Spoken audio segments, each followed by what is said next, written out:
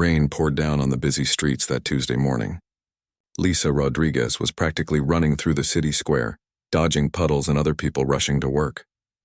Her old sneakers were soaked through, but she didn't have time to care. She was already 20 minutes late for her shift at the hospital, and her supervisor had warned her about punctuality last week. Being a pediatric nurse meant working crazy hours. Lisa had just finished a night shift, grabbed maybe 3 hours of sleep, and now she was heading back for another 12-hour rotation.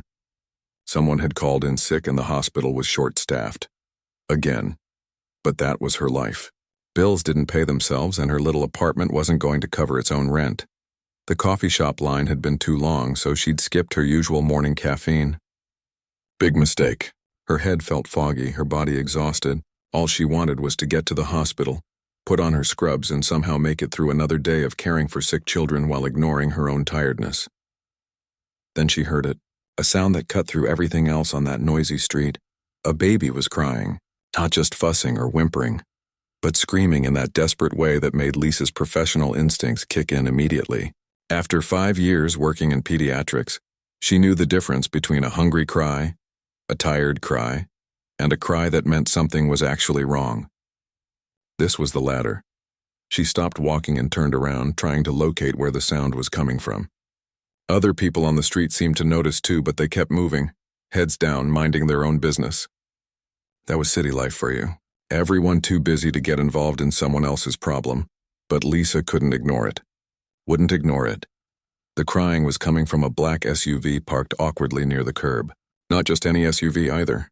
This was one of those luxury vehicles that cost more than Lisa would make in 5 years. The kind with tinted windows, sleek lines, and that new car shine even in the rain. As she got closer, her heart started pounding. The back door was wide open. A fancy diaper bag had fallen onto the wet sidewalk, and baby stuff was scattered everywhere. Bottles, diapers, little toys, all getting soaked in the rain. And inside the vehicle, strapped into an expensive-looking car seat, was a tiny baby screaming their lungs out. Lisa looked around frantically. Where were the parents? Who leaves a baby alone in a car with the door open in the middle of downtown? Her mind raced through possibilities. Had there been an accident? Was someone hurt?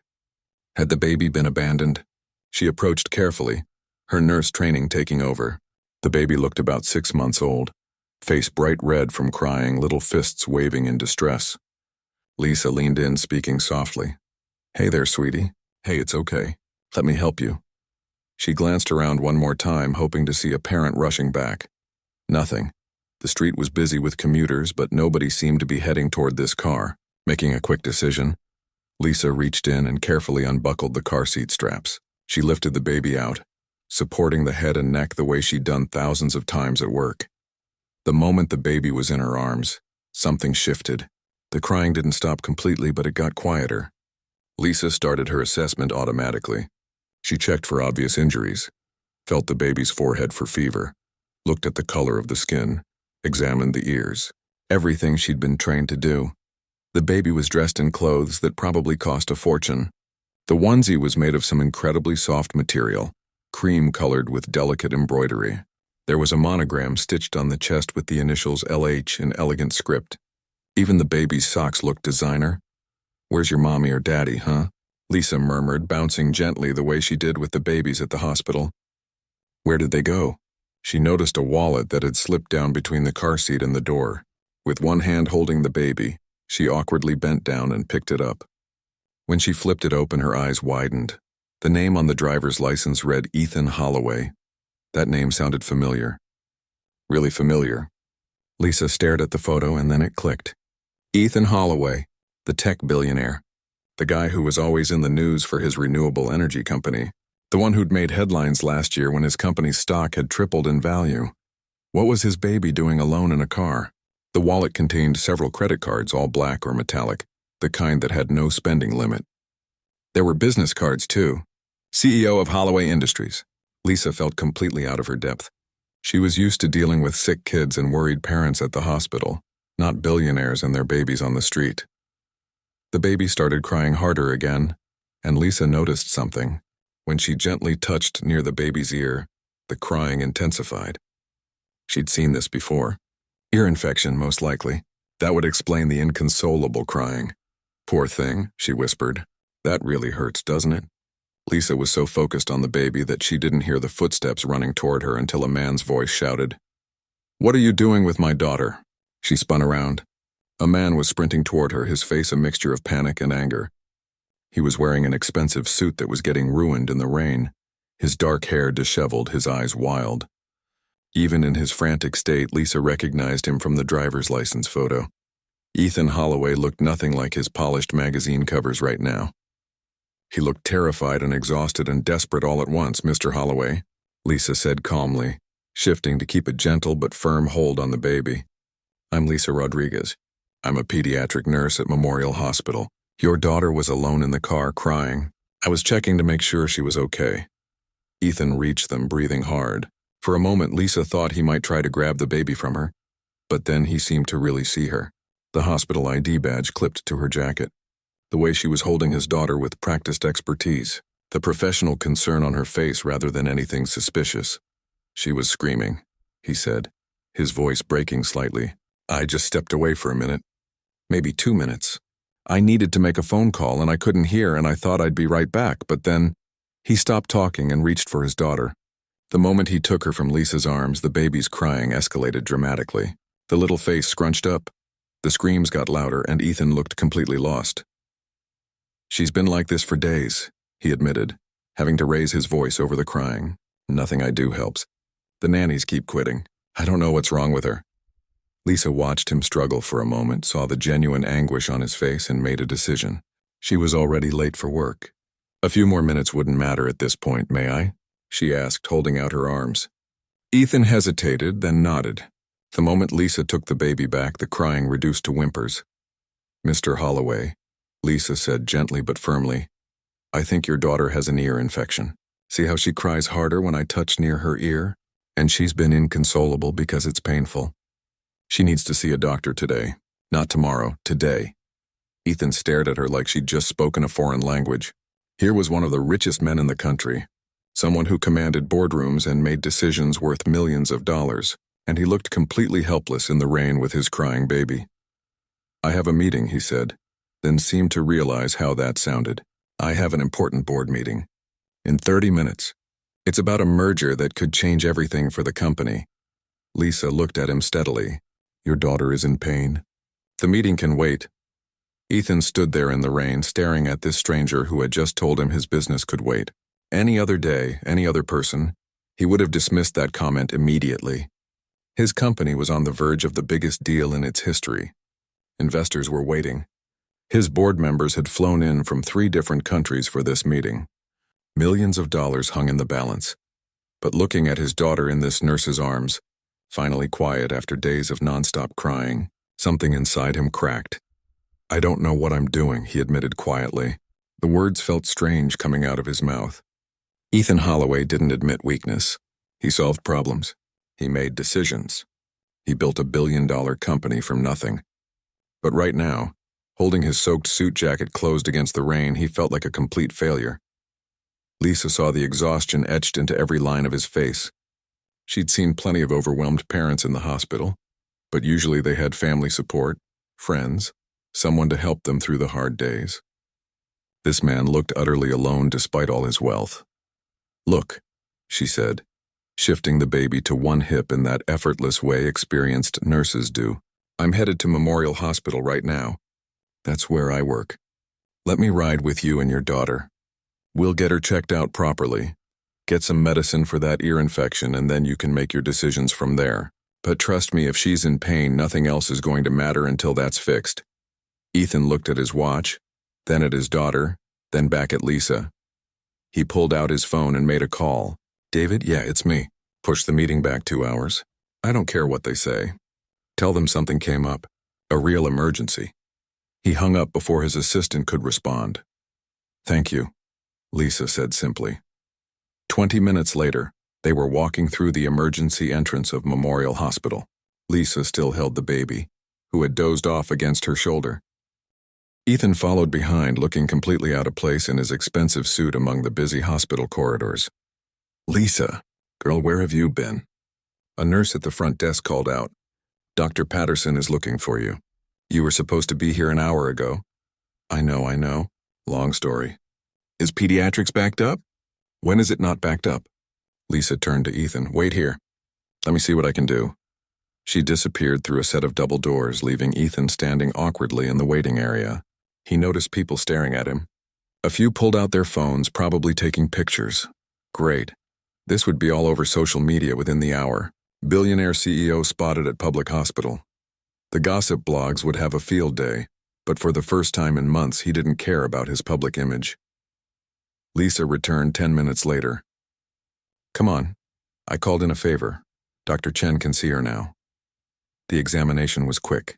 Dr. Chen, a kind woman in her 50s, confirmed what Lisa had suspected. A pretty serious ear infection in both ears, which explained why the baby had been so miserable. Poor little one, Dr. Chen said, writing out a prescription. These can be really painful for babies. The good news is, with antibiotics and some pain relief, she should start feeling better within 24 hours. The bad news is she'll need close monitoring for the next few days. Any fever over 101, you bring her back immediately. Ethan nodded, taking the prescription with shaking hands. What do I do in the meantime? Keep her comfortable. Use the pain reliever I'm prescribing. Warm compress on the ears can help. And honestly, just hold her. Babies need comfort when they're sick, just like adults do. After they left the doctor's office, Lisa walked Ethan to the hospital pharmacy. They sat in uncomfortable plastic chairs while waiting for the prescription to be filled. The baby was awake now, quieter but still fussy. Can I ask you something? Ethan said after a long silence. How did you know? About the ear infection? Lisa shrugged. Experience, mostly. I've worked with kids for 5 years now. You start to recognize the signs. The way she cried harder when her ear was touched. The fact that nothing seemed to comfort her. It's pretty common, actually. The nannies should have known, Ethan said bitterly. I've hired 4 in the past 2 months. They all said they were experienced. They all had perfect references. But none of them could handle her crying. They all quit. Maybe they were experienced, Lisa said carefully. But experience with babies isn't the same as caring about them. There's a difference between a job and actually wanting to help. Ethan looked at her. You stayed. You were late for work and you stayed anyway. I'm a nurse. It's what I do. No, Ethan said firmly. Most people would have kept walking. You didn't. The pharmacy called his name and Ethan picked up the medication. They walked back through the hospital together, Lisa still carrying the baby since she seemed calm in her arms. When they reached the parking lot, Ethan stopped. I want to hire you. What? Full time. To take care of my daughter. I'll pay you whatever you want. Triple what you make here. More if you need it. You're good with her. You know what you're doing. She needs someone like you. Lisa felt her stomach drop. She'd been expecting something like this, but hearing it out loud was different. Mr. Holloway, I appreciate the offer, but I can't. I have a job. I have patients here who need me. I can't just leave because someone offers me more money. Why not? People do it all the time. Because it's not about the money, Lisa said, feeling a flash of frustration. I became a nurse to help kids. Lots of kids. Not just one family's baby, no matter how much they can pay me. Ethan looked like he'd been slapped. He wasn't used to people turning down his offers. I'm sorry. That came out wrong. I'm desperate here. I don't know what I'm doing, and my daughter deserves better than what I'm giving her. Lisa saw the genuine desperation in his eyes. She thought about walking away, going back to her shift, letting this wealthy man figure out his own problems. But she also thought about that tiny baby who'd been in pain for days while adults around her failed to notice. I'll make you a deal, she said slowly. I'll help you. But not as your employee. As a consultant or teacher or whatever you want to call it. For the next 2 weeks, I'll come by after my shifts and on my days off. I'll teach you what you need to know about taking care of your daughter. How to read her cues, how to handle common problems, how to find the right kind of help. After 2 weeks, you're on your own. 2 weeks? That's not enough time. It's plenty of time if you're actually willing to learn. But here's the thing, Mr. Holloway, I can't do this for you. I can only teach you. You're her father. She needs you. Not another hired person who's going to leave when things get hard. Ethan was quiet for a long moment. What do you charge for this consulting? Lisa named a number that was reasonable for her time, but nowhere near what he'd been offering. Ethan almost laughed. That's it? That's it. Take it or leave it. When can you start? Tonight. After my shift ends at 8. Text me your address. She handed him a business card with her contact information. As Lisa walked back into the hospital, she wondered what she'd just gotten herself into. She was exhausted, behind on her work, and now she'd committed to spending her free time helping a billionaire learn how to be a dad.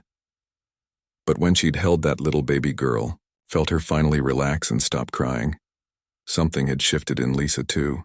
Maybe some situations were worth the extra effort. Maybe some people needed help even if they had all the money in the world. Her supervisor found her an hour later. "Rodriguez, my office now," Lisa sighed. Here came the lecture about being late. But as she walked toward the office, she didn't regret her choice. Some things were more important than being on time. That evening, as she rode the bus toward the address Ethan had sent her, Lisa looked at the neighborhood and felt completely out of place. These weren't just houses. They were estates. The kind of places that had security gates and names instead of numbers. She got off at the corner and walked to the address, her backpack slung over one shoulder. A security guard at the gate checked her name against a list and let her through. The front door opened before she could knock. Ethan stood there, still looking exhausted but more put together than that morning. "You came. I said I would. Come in, please." Lisa stepped into a world she'd only seen in magazines. Everything was expensive, modern, pristine, and in the middle of all that perfection was a baby swing, a bouncer, and toys scattered across the marble floor. "Where is she?" Lisa asked, finally sleeping. "The medicine helped. She's been calm for the past 2 hours." Ethan ran a hand through his hair. "I don't know how to thank you."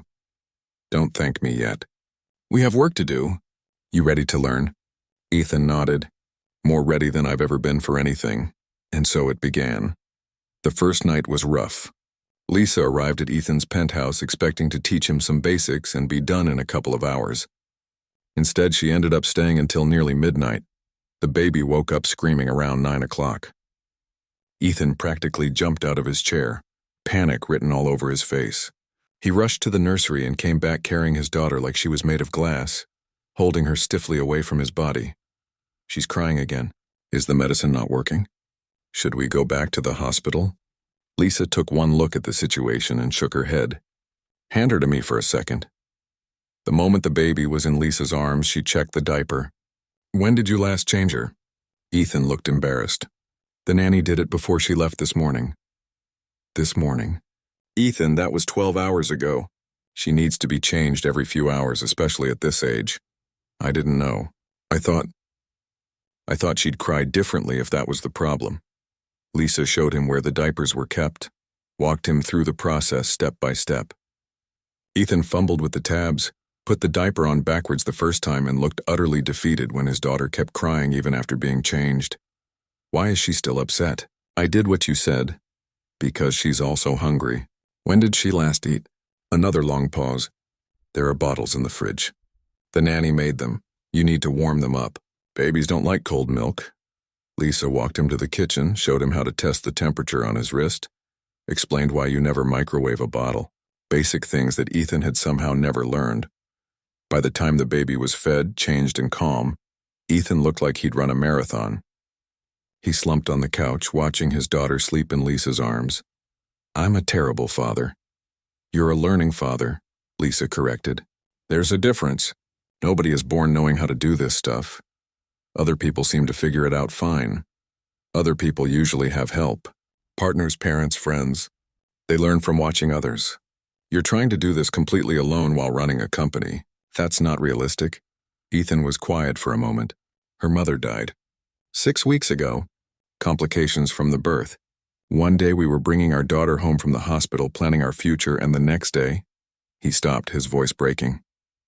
Lisa felt her heart clench. Suddenly everything made more sense. The exhaustion, the desperation, the revolving door of nannies. This man wasn't just overwhelmed. He was grieving and trying to be a parent at the same time. "I'm so sorry," she said quietly. "I can't imagine what that's been like. Everyone tells me I need to be strong for my daughter. Everyone says babies are resilient, she won't remember this time. But I look at her and all I see is everything I'm doing wrong, everything her mother would have done better." "Stop," Lisa said firmly but gently. "Your daughter doesn't need a perfect parent. She needs you. The real you. Yes, you need to learn the basics of feeding and changing and keeping her safe, but she also needs to feel loved. And I can see that you love her. That's not nothing. Over the next few days, Lisa became a regular presence in Ethan's home. She showed up after her hospital shifts, tired from her own long days but committed to keeping her promise. She taught him everything. How to read his daughter's different cries, how hunger sounds different from tiredness, from pain, from just wanting attention. She showed him the proper way to hold a baby, how to support the head and neck, how to carry her confidently instead of like she might break at any moment. She taught him about wake windows and sleep schedules, about tummy time and developmental milestones. Ethan was a surprisingly dedicated student. The same focus he applied to business deals, he now turned to fatherhood. He took notes on his phone. He asked questions. He practiced, failed, and tried again. One evening, Lisa arrived to find him successfully getting his daughter down for a nap without any crying. He looked so proud of himself that Lisa couldn't help but smile. I did it. She went down on the first try. See? You're learning. Only because you're patient enough to teach me. They fell into a routine. Lisa would arrive around 8:30 after her shift and a quick dinner. She'd check on the baby, answer whatever questions Ethan had accumulated during the day, and guide him through the evening routine. Bath time, bottle, bedtime. But something else started happening too. After the baby was asleep, they'd sit in Ethan's living room with cups of tea and they'd talk. Really talk. Ethan told her about his wife, about meeting her in college, about building his company together. How she'd believed in him when nobody else did. How her death had shattered his entire world. I threw myself into work after she died, he admitted one night. It was easier than dealing with the grief. Easier than learning how to be a single parent. I hired people to handle my daughter because I didn't trust myself not to mess it up. And then I did mess it up anyway. You're not messing it up now, Lisa pointed out. Look at her. She's healthy, she's growing, and she's bonding with you. That's what matters. Lisa found herself sharing too. She told him about growing up in a cramped apartment with her parents and 3 siblings. About her father working 2 jobs, her mother cleaning houses to make ends meet. About her younger brother who'd gotten sick when she was 15. We couldn't afford the medical bills at first, she said quietly. By the time we got him to a doctor, the infection was too advanced. He was only 8 years old. That's when I decided to become a nurse. I wanted to help families who couldn't help themselves. That's why you work so hard, Ethan said. Why you do double shifts. Someone has to. The hospital is always understaffed. If I don't show up, kids don't get the care they need. You're going to burn out, Ethan said gently.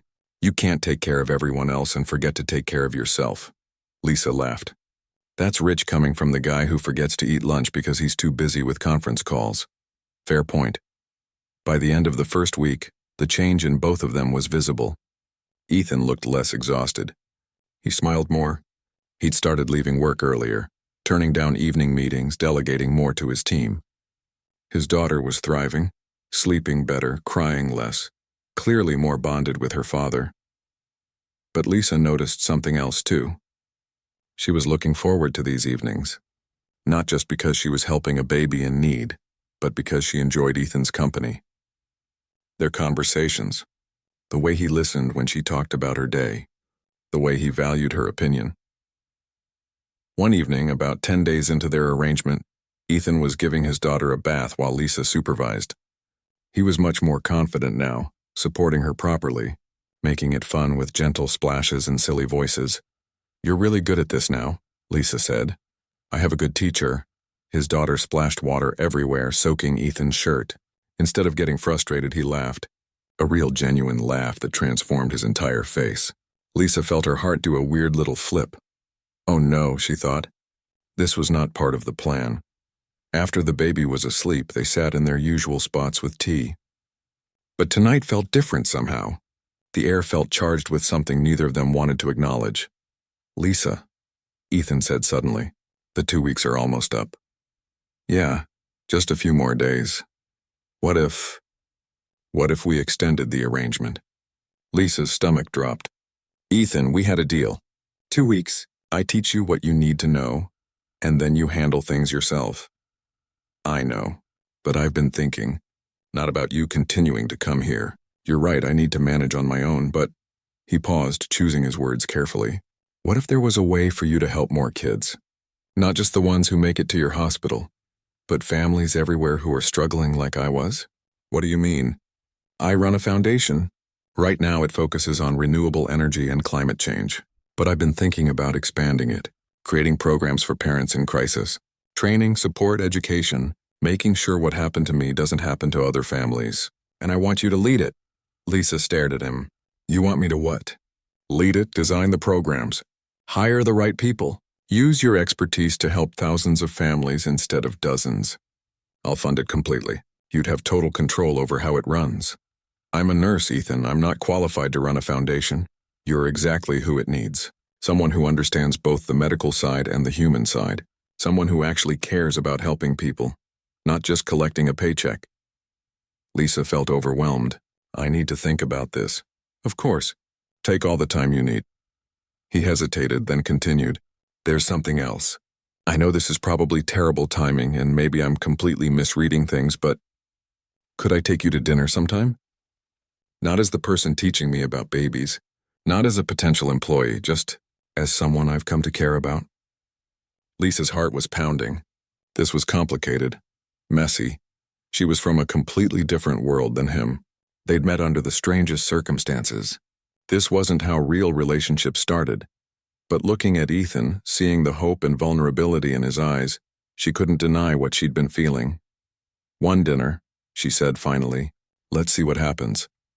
The smile that spread across Ethan's face was worth every complicated feeling swirling in her chest. That dinner never happened. At least not right away. 2 days after Ethan's proposal, Lisa got called into her supervisor's office at the hospital. She'd been expecting another lecture about punctuality or taking too many shifts. Instead, Dr. Patterson sat her down with a concerned expression. Lisa, you're one of our best nurses. You know that, right? Thank you, Lisa said cautiously, waiting for the other shoe to drop. But you're also working yourself into the ground. You've done 16 double shifts in the past month. You come in on your days off. You never take vacation time. I'm worried about you. I'm fine, really. The hospital needs the coverage. The hospital will survive. You, on the other hand, won't if you keep going like this. I'm mandating a week off, starting tomorrow. And before you argue, it's not negotiable. Lisa wanted to protest, but Dr. Patterson's expression made it clear the conversation was over. She left the office feeling oddly lost. What was she supposed to do with a whole week off? She couldn't remember the last time she'd had more than 2 days in a row without work. She texted Ethan that evening. Got forced into a vacation week. Guess I'll have more time to help with the baby. His response came quickly. Or you could actually rest. When's the last time you did something for yourself? Lisa stared at her phone. She couldn't even remember. Going to see a movie? Hanging out with friends? Taking a walk just because? Those felt like things other people did.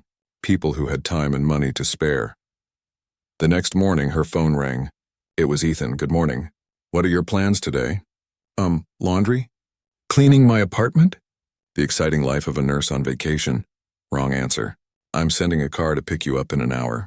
Bring comfortable clothes. Ethan, what are you planning? It's a surprise. Trust me? Lisa almost said no. This was getting too complicated, too involved. But curiosity won out. Fine, 1 hour. The car that arrived wasn't just any car. It was another one of those luxury vehicles with a driver in a suit. Lisa felt ridiculous climbing into the back seat wearing her old jeans and a sweater. The driver didn't judge, though. He just smiled and asked if she was comfortable. They drove for about 40 minutes, leaving the city behind. Lisa watched the buildings give way to trees, the concrete to green spaces. Finally, they pulled up to a beautiful park she'd never seen before. Ethan was waiting at the entrance, holding his daughter in a baby carrier strapped to his chest. He looked completely different from the panicked man she'd met in the rain. Relaxed, happy, like a real dad. You brought her? Lisa said, smiling at the baby who was contentedly chewing on a teething toy. Of course, she's part of this too. I wanted to show you something. They walked through the park together. It was a gorgeous autumn day, leaves turning gold and red, the air crisp but not cold. Other families were out too. Kids playing on swings, couples having picnics, dogs running around. Ethan led her to a quieter section of the park where there was a small community center. This building has been empty for 2 years. The city can't afford to maintain it. I bought it last week. Lisa looked at him. You bought a community center? I bought a future. Come inside. The building was old but solid. Good bones, as her father would say. Empty rooms with high ceilings, big windows letting in natural light. It smelled like dust and possibility. I've been thinking about what you said, Ethan explained as they walked through the space. About helping kids. About families in crisis. This could be the first center. A place where parents can get free support. Classes on baby care, health screenings, emergency childcare when they need it. All free, all accessible. Lisa turned in a slow circle, imagining it. Ethan, this is incredible. But it would cost a fortune to run. I have a fortune. Several of them, actually. Money sitting in accounts doing nothing except making more money. What's the point of all that wealth if I can't use it to actually help people? His daughter started fussing, and without thinking, Ethan adjusted her position, swayed gently, and she settled down. He did it so naturally now. Lisa felt proud seeing how far he'd come. I want you to design it, Ethan continued. Tell me what families need. What would have helped you when your brother was sick? What do you see at the hospital that breaks your heart? We'll build programs around that. Lisa felt tears prick her eyes. You're serious about this? Completely serious. I've already talked to my board. We're restructuring the foundation. Climate work will continue, but we're adding a family support division. A big one, with a real budget and real goals. They sat on the floor of what might become a classroom someday, the baby between them, happily playing with her toys. Lisa thought about all the families she'd seen struggling at the hospital. Single parents working 3 jobs, families choosing between medicine and rent, kids who fell through the cracks because nobody had time to notice. It can't just be in rich neighborhoods, she said firmly. This has to reach the people who really need it. Low-income areas, places without resources, agreed. We'll start with 5 centers in the first year. Different neighborhoods, different needs, but all with the same mission. You'll need trained staff, not just anyone. People who actually care. Then you'll help me find them. People like you. Lisa laughed. There aren't many people like me willing to work for what hospitals pay. Then we'll pay better. We'll provide benefits, reasonable hours, support for the staff too. You can't pour from an empty cup, right? That's what you told me. They talked for hours. Lisa found herself getting excited. Ideas flowing faster than she could speak them. Support groups for grieving parents. Educational programs taught in multiple languages. Mobile units that could reach rural areas. Partnerships with hospitals and schools. Ethan listened to everything, taking notes on his phone, asking questions, pushing her to think bigger. His daughter fell asleep against his chest and he kept talking, one hand supporting her head. When do we start? Lisa asked finally. Is that a yes? You'll do it? Lisa took a deep breath. This was scary. Leaving the hospital, the work she knew, the predictable routine. But it was also exciting. A chance to help more people than she ever could alone. On one condition. I want to keep my nursing license active. Work a few shifts a month at the hospital. I can't completely leave patient care. It's who I am. Done. Anything else? Yeah, about that dinner you mentioned. Ethan's face lit up. Yeah, I think we should wait. This foundation thing. If we're going to do it right, we need to keep things professional, at least until it's established. I don't want people thinking I'm only in this position because we're whatever we might be. Ethan's face fell slightly, but he nodded. That's smart. Frustrating, but smart. Besides, Lisa added with a small smile, good things are worth waiting for. The next few weeks were chaos in the best possible way. Lisa gave her notice at the hospital, worked with Ethan's team on foundation plans, and started interviewing potential staff members. She negotiated with contractors about renovating the community center. She met with city officials about permits and regulations. It was exhausting and exhilarating all at once. Ethan was in meetings constantly too, but different meetings than before. He brought his daughter to the office sometimes, had a play area set up in the corner of his workspace. His employees seemed shocked at first, then charmed. The billionaire CEO who wasn't afraid to pause a video conference because his baby needed attention. Lisa and Ethan talked every day, but always about work. The foundation, the programs, the budget. They were professional, focused, appropriate. But there was something else there too. Attention and awareness. Moments when their hands would brush reaching for the same document. Times when their eyes would meet and hold just a second too long. 3 months after that day in the park, They held the opening ceremony for the first family support center. Local news covered it. Parents from the neighborhood showed up, cautiously hopeful. Lisa gave a speech about why this work mattered, her voice steady even though her hands were shaking. Ethan spoke too, holding his daughter who was now 9 months old and trying to grab the microphone. "This center exists because I failed," he said honestly. "I had every resource money could buy and I still didn't know how to take care of my own child. If someone with my advantages struggled that much, imagine how hard it is for families without those resources. That's not acceptable. That's what we're here to change." After the ceremony, after the press left and the volunteers went home, Lisa and Ethan stood in the empty center. His daughter was asleep in her stroller, exhausted from all the excitement. "We did it," Lisa said softly. "You did it. This was your vision." "Our vision," she corrected. Ethan turned to face her. "Lisa, it's been 3 months. The foundation is established. You've proven yourself 1,000 times over. Can I please take you to dinner now?" Lisa pretended to think about it. "I don't know. I'm pretty busy, running a foundation and all." "Lisa," she laughed. "Yes, dinner sounds perfect." Finally, Ethan breathed, and the smile on his face made everything worth it. Their first real date was nothing like Lisa expected. No fancy restaurant with impossible-to-pronounce menu items, no private dining room or expensive wine. Instead, Ethan picked her up in his car, his daughter strapped safely in the back seat, and drove to a small family-owned diner on the edge of town. "This place," Lisa said, smiling as they pulled into the parking lot. "I used to come here with my family when I was a kid." "I know," Ethan said. "You mentioned it once, months ago. You said their pancakes were the best in the city, and that your dad always ordered extra bacon even though your mom said it was too expensive." Lisa felt her throat tighten. He'd remembered that. A tiny detail from a random conversation, and he'd remembered it. Inside, the diner was exactly as she recalled. Worn red booths, black and white checkered floors, the smell of coffee and maple syrup in the air.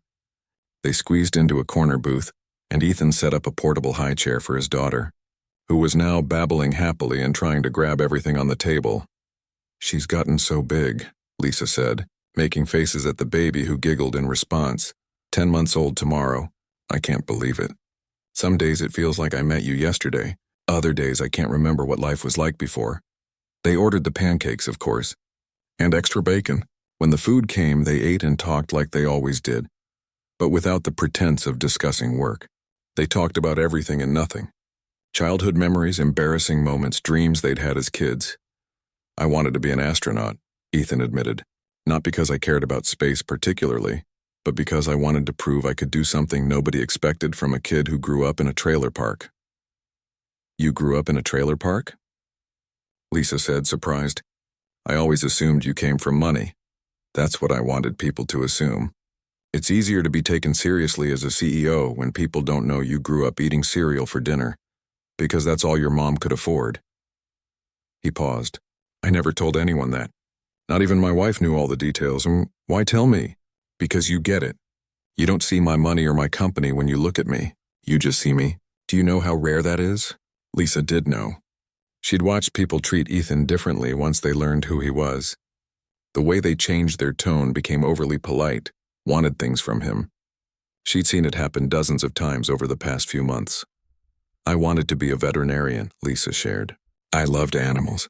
But after my brother died, I couldn't imagine doing anything except helping sick kids. It felt like the only way to make his death mean something."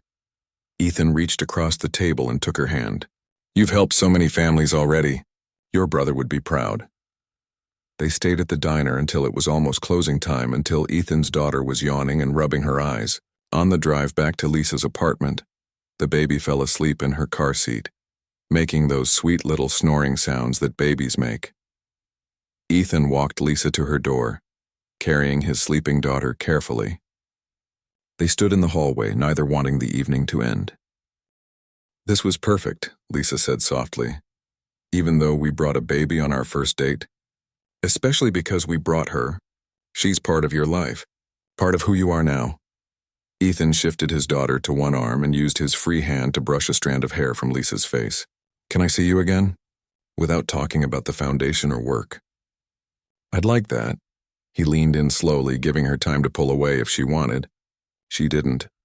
Their first kiss was gentle, sweet, and interrupted by his daughter making a small noise in her sleep. They both laughed. "I should go before she wakes up completely," Ethan whispered. "Yeah, text me when you get home. Always." Over the next 6 months, Lisa's life transformed in ways she never could have imagined. The foundation grew faster than anyone expected. They opened 3 more centers in different neighborhoods. Local news became national news. Other cities wanted to replicate the model. Lisa found herself giving interviews, speaking at conferences, meeting with government officials about policy changes. It was overwhelming and incredible all at once. She was making a real difference, seeing it every day in the faces of grateful parents and the healthy babies who might not have gotten care otherwise. But the best part was watching Ethan with his daughter. He'd become an amazing father, patient, attentive, present in ways that mattered. His daughter's first word was "Dada," and Lisa was there to see his face when it happened. His eyes had filled with tears, and he'd pulled his little girl into the tightest hug. "She said it," he kept repeating. "She actually said it." Lisa and Ethan's relationship deepened slowly, naturally. No rush, no pressure. They went on dates when they could. Simple things like walks in the park or movie nights at his place after the baby went to sleep. Lisa kept her small apartment even though Ethan offered multiple times to help her find something bigger. She needed that independence, that reminder of where she came from. Her family adored Ethan when they finally met him. Her father, usually suspicious of wealthy people, was won over when Ethan showed genuine interest in his work as a maintenance supervisor. Her mother kept trying to feed him more food, convinced he was too skinny despite his protests. "He's good for you," her mother said in Spanish while they were alone in the kitchen. "I see how he looks at you, like you hung the moon." "It's complicated, Mama. We come from such different worlds. Love doesn't care about worlds. It only cares about hearts." The foundation's first anniversary celebration was a major event. Donors, staff, families they'd helped, media coverage. Lisa wore a dress she'd bought specially for the occasion, simple but elegant. Ethan couldn't take his eyes off her all evening. During her speech, Lisa looked out at the crowd and felt overwhelmed with gratitude. "A year ago, I was a nurse working too many hours and feeling like I wasn't making enough of a difference. Then I met a man and his baby in the rain and everything changed. Not because of his money or resources, but because we both believed that families deserve support. That parenting shouldn't be something you have to figure out alone, that asking for help isn't weakness." She paused, finding Ethan in the crowd. His daughter was on his hip wearing a tiny dress that matched her father's tie. "We've helped over 3,000 families this year. That's 3,000 babies who got the care they needed, 3,000 parents who didn't have to feel alone, and we're just getting started." The applause was deafening, but Lisa only cared about the look on Ethan's face. Pride, love, and something else. Something that looked like the future. After the event, after everyone had left and it was just the two of them and his sleeping daughter, Ethan took Lisa's hand and led her to the rooftop garden of his building. The city spread out below them, millions of lights twinkling in the darkness. "I need to tell you something," he said nervously. "That sounds serious." "It is. Lisa, this past year has been the best year of my life. Not because of the foundation's success, though, that's incredible. Not because I figured out how to be a good father, though you made that possible. The best part has been having you in my life." Really in my life, Lisa's heart was pounding. "Ethan, let me finish. I know we come from different backgrounds. I know people probably think this is crazy. A billionaire and a nurse who met because I was failing at parenting. But none of that matters to me. You matter. What we've built together matters. The family we're becoming matters." He pulled a small box from his pocket and Lisa gasped. "I'm not asking for an answer right now. I know this is fast, but I want you to know that I see a future with you. A real future. You, me, and my daughter who loves you almost as much as I do. Whenever you're ready, if you're ever ready, I'll be here." He opened the box. Inside was a ring, beautiful but not ostentatious. Simple, elegant, perfect. "Think about it," he said. "No pressure. No timeline. Just know that you've changed everything for us." Lisa looked at this man who had started as a stranger in crisis and become so much more. She thought about the scared father she'd met in the rain, about the journey they'd been on together, about the life they were building. "I don't need to think about it," she said softly. Ethan's eyes widened. "You don't? Ask me. Ask me properly." He got down on one knee right there on the rooftop, his voice shaking. "Lisa Rodriguez, will you marry me?" Yes, 1,000 times yes. When they kissed, it felt like coming home. Like every choice that had led them to this moment had been exactly right. The rain that had made Lisa late for work. The crying baby that had stopped her in her tracks. The 2 weeks she'd agreed to help. Every moment had been leading here. A year later, they stood in that same community center where it all began, surrounded by family and friends and the families they'd helped through the foundation. Ethan's daughter, now 2 years old, was the flower girl, throwing petals everywhere except down the aisle and making everyone laugh. As Lisa walked toward Ethan, she thought about how life's most important moments often start in the most unexpected ways. A crying baby, a rainy street, a kind decision to stop and help. Sometimes, she realized, the greatest adventures begin with simply choosing to care, and they lived the rest of their story proving that love, compassion, and determination could change not just 2 lives, but thousands, one family at a time.